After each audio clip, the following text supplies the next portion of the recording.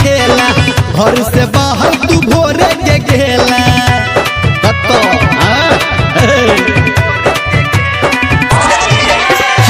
चढ़ल फागुन के मौका उठेला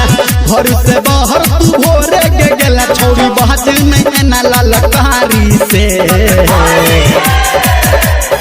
गे तोहर भीजल छौ पूरा सारी कत रंग डोला पिचकारी से तोहर भीजल छौ पूरा सारी कत रंग डोला पिचकारी से तोहर भीजल छौ पूरा सारी कत रंग डोला पिचकारी से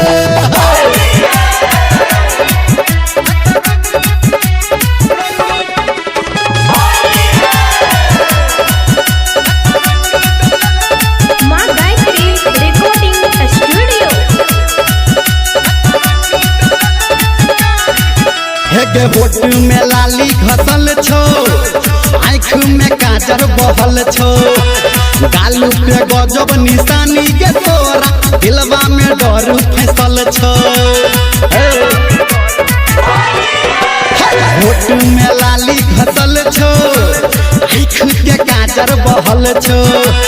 गालू पे गजब निशानी के तोरा दिलवा में डर फैसल छो लाज शरम नहीं तोरा के लगलो तोहर भाग होली में जगलो रंग पीछा डोले लगी अगारी से ये तोहर भीजल छौ पूरा सारी कत रंग डोलल पिचकारी से तोहर भीजल छौ पूरा सारी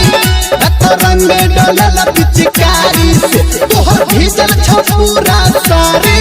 कत रंग डोलल पिचकारी से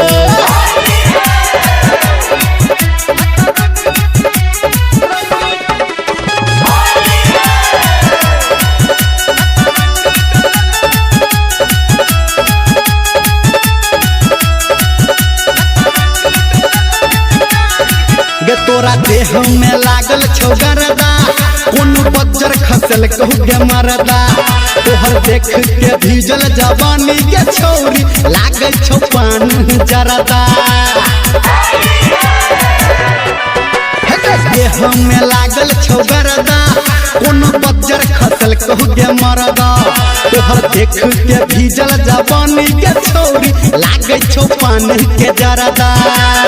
सच कहो तोरा छौरा निरमलिया राइटर सन टू के एहन बेरिया छौरी गेल रही पूरा तैयारी से गे तोहर भीजल छौ पूरा सारी कत रंग डोलल पिचकारी से तोहर भीजल छौ पूरा सारी कत रंग डोलल पिचकारी से तोहर भीजल छौ पूरा सारी कत रंग डोलल पिचकारी।